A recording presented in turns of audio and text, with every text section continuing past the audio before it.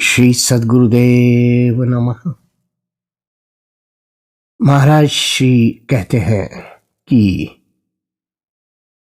समस्त आध्यात्मिक साधन अंतकरण की परिशुद्धि एवं स्वयं में समाहित अनंत ऊर्जा और सामर्थ्य के जागरण के लिए है, परंतु भगवान साधन साध्य नहीं अपितु कृपा साध्य है।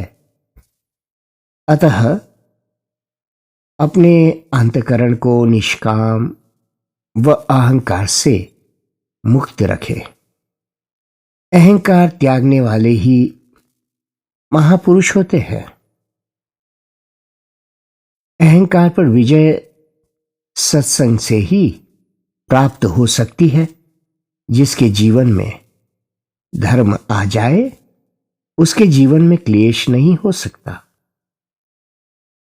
कर्म का फल भुगतना ही पड़ता है, इसलिए सतर्क और सजग होकर कर्म करे। धन साधन है, उसे साध्य न बनाए। Wealth is a tool, it is not the goal, it is an instrument, it is not the ultimate goal of life. वर्तमान में ज्यादातर लोग परेशान दिखते हैं कि उनके पास साधन बहुत कम है। बहुत से ऐसे भी हैं जो साधनों से लदे हुए हैं, लेकिन हमारे पास क्या है, कितना है, उसका महत्व नहीं है। महत्व इस बात का है कि अपने भीतर से हम कितने सुखी और प्रसन्न हैं। जीवन में शांति है कि नहीं। देश तेजी से विकास कर रहा है। प्रति व्यक्ति आय बढ़ी है। इसके साथ साथ खुशियां भी बढ़ती चाहती है और बढ़नी चाहिए। भीतर का आनंद बढ़ना चाहिए, लेकिन वही हम खो रहे हैं। धनवान बनना कोई बुरी बात नहीं है। मेहनत कर खूब पैसा कमाए, लेकिन ये अच्छी तरह से समझ ले कि पैसे से भौतिक सुख साधन तो जुटाए जा सकते हैं, लेकिन वास्तविक सुख शांति और आनंद नहीं। भौतिकता में ही सुख होता तो ऐशो आराम में रहने वाले कभी दुखी नहीं होते। ये सीधा सा सूत्र ध्यान में रखें तो अर्थ के पीछे जो अनर्थ हो रहा है, समाज में जो अंधी दौड़ चल रही है, शायद कम हो जाए। सिद्धि का पावर का यही रहस्य है कि उत्कृष्ट लक्ष्य का चुनाव करना, फिर उसके अनुकूल ही उत्कृष्ट साधनों का उपयोग भी करना। साध्य और साधनों की एक रूपता पर ही सिद्धि का भवन खड़ा होता है। निस्वार्थ प्रेम प्रभु प्राप्ति का उत्तम मार्ग है। ईश्वर की साधना ही उनकी प्राप्ति का मार्ग है। भगवान साधन साध्य नहीं, कृपा साध्य है। साधन से प्राप्त नहीं होते भगवान, भगवान की कृपा से ही साध्य होते हैं। तो जीवन में कृपा पात्र बनना, यही एक ध्येय है। इसलिए अंतःकरण की निर्मलता, पवित्रता और अकर्तापन का भाव सहज कर रखे, जिससे कि भगवत कृपा अनुभूत की जा सके। भगवान के पास इस भावना से न जाए कि हमें वहां से कुछ मिलेगा, क्योंकि हम भगवान से व्यापार थोड़े न कर रहे हैं। भगवान को साधन नहीं साध्य बनाएं। समाज में दो प्रकार के लोग होते हैं, एक धर्म से धन को कमाते हैं और दूसरे धन से धर्म को कमाते हैं। धर्म को साधन मान लेना संसार की यह मिथ्या दृष्टि है।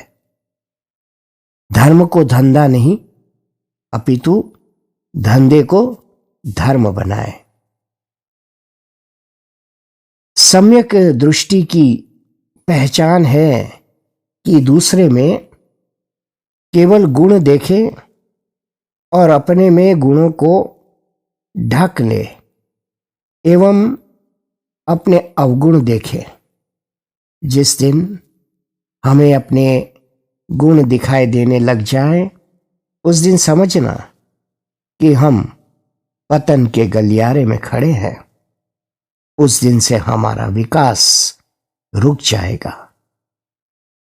इसमें कोई शंका नहीं कि ईश्वर बिना किसी हेतु के कृपा करते हैं। हमारा अस्तित्व ही उनकी कृपा है।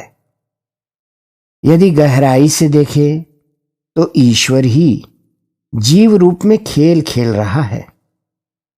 एक बाप है, एक बेटा, दोनों एक से हैं, पर बेटे को सर्वगुण संपन्न बाप तो कहा नहीं जा सकता, क्योंकि बेटा बेटे के सर्वगुण संपन्न बाप की तरह बनने में वर्षों लग जाते हैं।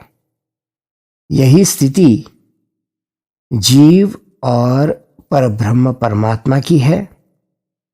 बेटा उम्र के साथ बड़ा होकर निर्धारित नियमों को अपनाकर ही सर्वगुण संपन्न बाप जैसा बन जाता है।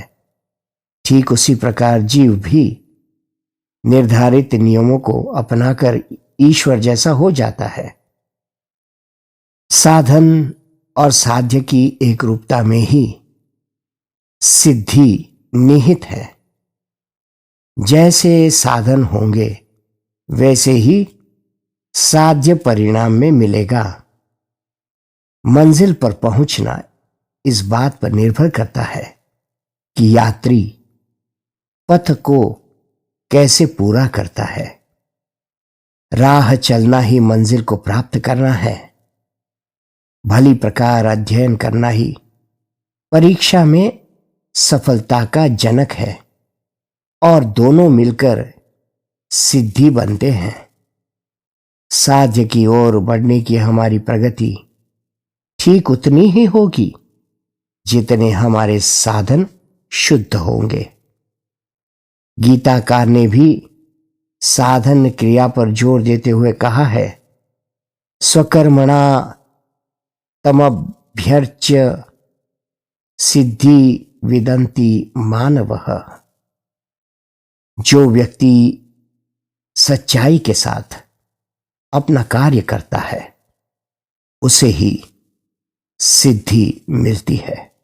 शुभ कर्मों को, सत्कर्मों को साधना ही साध्य की अर्चना और भगवत प्राप्ति का मार्ग है। भगवत कृपा में ही जीवन का सार है। अतः जिस व्यक्ति को भगवत कृपा की प्राप्ति हो जाती है उसका जीवन धन्य हो जाता है। जय सिया राम, जय सद्गुरुदेव।